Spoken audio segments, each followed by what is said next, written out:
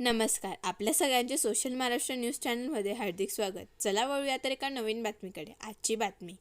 Udaipur file चित्रपट सर्वत्र प्रदर्शित करावा यासाठी धुळ्यात श्रीरामनवमी उत्सव समितीच्या वतीने जिल्हाधिकारी कार्यालयाबाहेर निदर्शने करण्यात आली.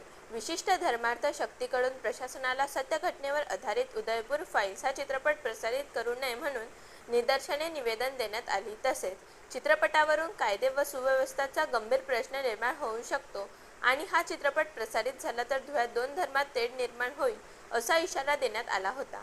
आम्ही सकल हिंदू समाजाच्या वतीने त्यांचा निषेध करतो, परंतु सत्य घटनेवर आधारित चित्रपट आहे, जनतेला खरा इतिहास कळू द्यावा म्हणून उदयपूर फाईल हा चित्रपट सर्वत्र प्रदर्शित करण्यात यावा अशी मागणी यावेळी सकल हिंदू समाज तसेच श्रीरामनवमी उत्सव समितीच्या वतीने जिल्हाधिकाऱ्यांना करण्यात आली.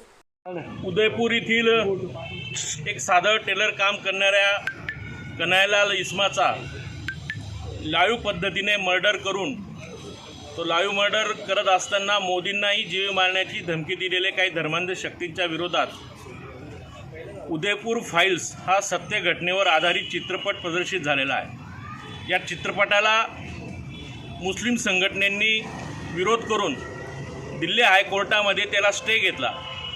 त्याला स्टे घेतल्यानंतर सुप्रीम कोर्टाने तो चित्रपट प्रदर्शित करण्याबाबतच्या सूचना सेन्सॉर बोर्डमधील काही विषय कट करून ते प्रदर्शित करण्याची परवानगी दिलेली आहे.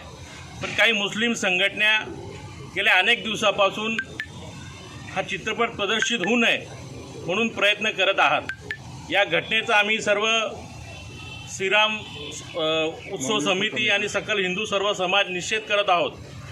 शेवटी चित्रपट हे समाजाच्या आधारावर सत्य घटना प्रदर्शित करणाऱ्या परिस्थितीवर आधारित आहे आणि हा चित्रपट प्रदर्शित होऊन समाजापुढे वस्तुस्थिती यावी ही आमची मागणी आहे. हा चित्रपट कोणी बंद पाडेल तर त्यास आम्ही सर्व सकल हिंदुत्व आणि श्रीराम संघटना त्या चित्रपटगृहांना प्रोटेक्शन देणार आहोत, संरक्षण देणार आहोत. म्हणून आमची आज मागणी की तो चित्रपट प्रदर्शित झाला पाहिजे अशी आम्ही जाहीर मागणी करतो. बातमी आवडल्यास चॅनलला लाईक व सबस्क्राईब करा व दररोज अशा नवनवीन बातम्या पाहण्यासाठी चॅनलला फॉलो करा. धन्यवाद.